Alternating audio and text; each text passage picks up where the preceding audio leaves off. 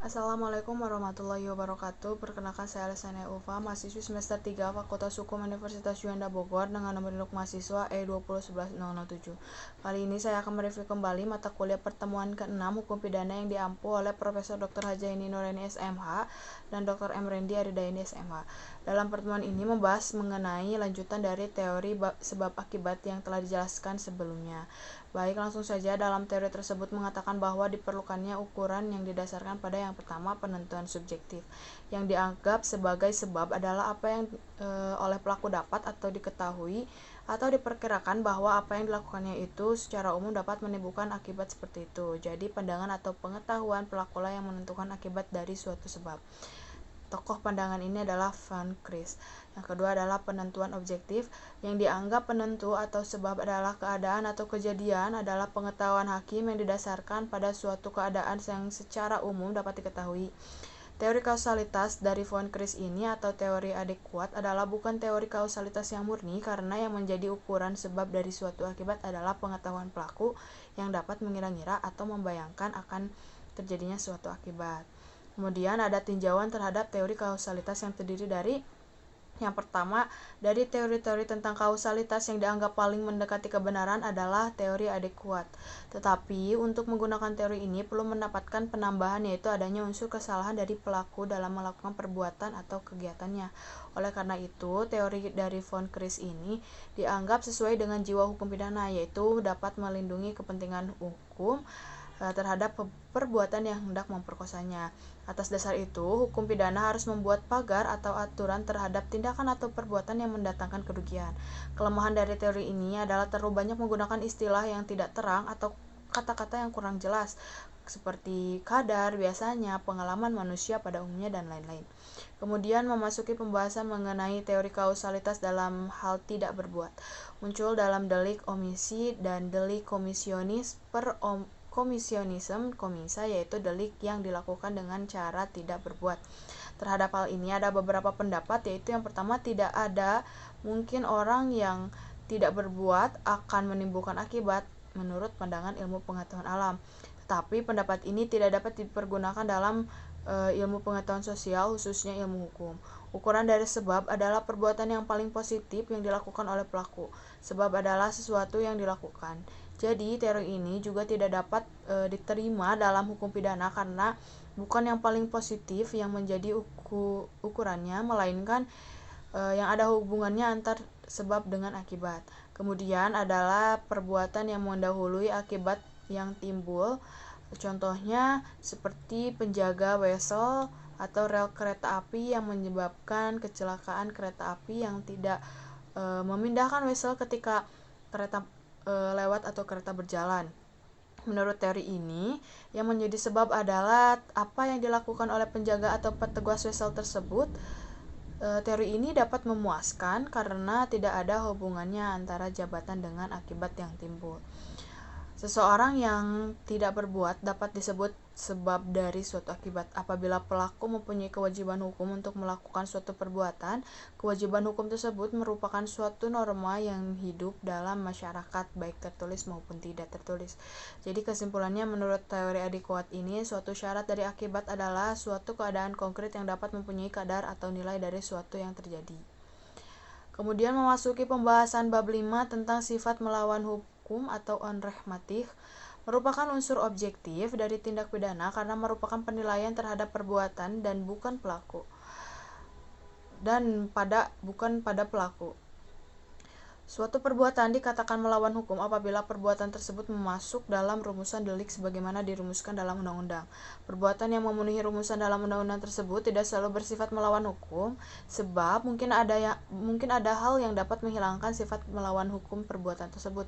Contohnya seperti di negeri Belanda pada tanggal 20 Februari 1933 di kota Huizen mengenai dokter hewan, dan di Indonesia sendiri seperti putusan Mari pada bulan Januari 1966 dengan kasus Markus Effendi. Kemudian sifat melawan hukum ini terdiri dari yang pertama sifat melawan hukum formil. Suatu perbuatan sifat melawan hukum apabila perbuatan tersebut dirumuskan dalam undang-undang sebagai suatu tindak pidana dan diancam dengan sanksi pidana. Perbuatan tersebut dapat dihapus sifat melawan hukumnya apabila diatur berdasarkan undang-undang.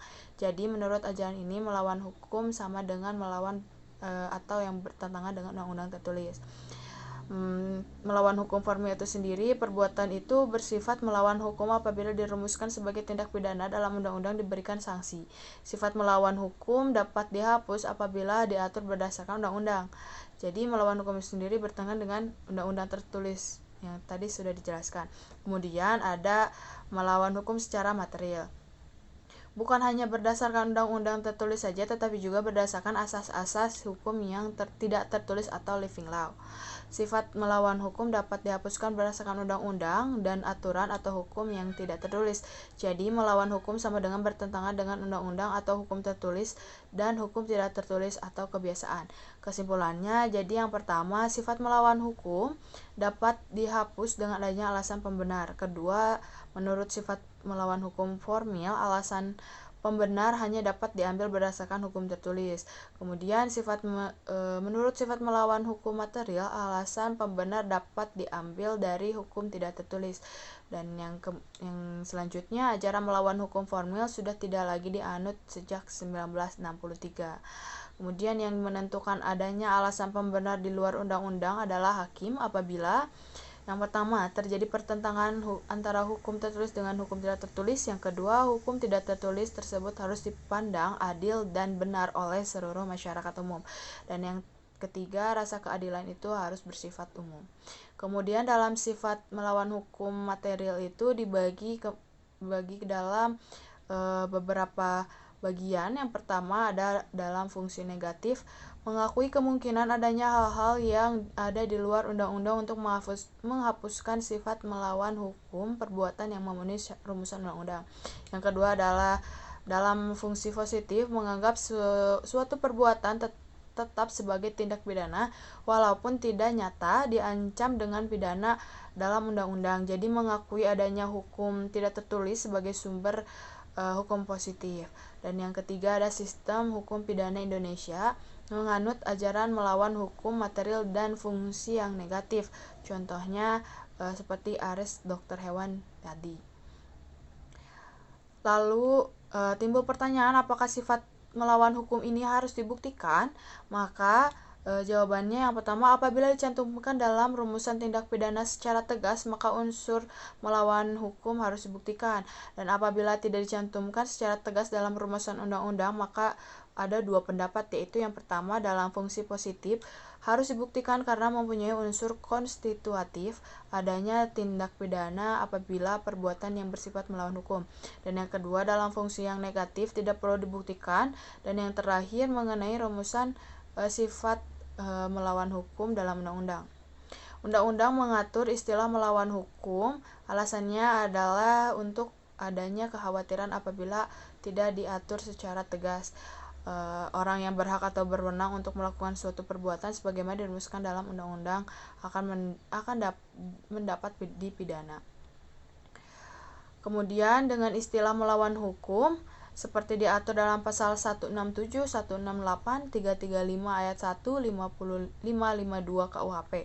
Istilah lainnya seperti tanpa mempunyai hak untuk itu, pasal 303, 548, 549 KUHP.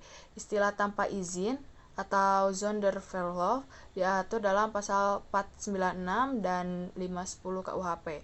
Dengan melampaui kewenangannya diatur dalam pasal 430 KUHP. Tanpa menghilangkan cara-cara yang ditentukan oleh peraturan umum terdapat diatur dalam pasal 429 KUHP.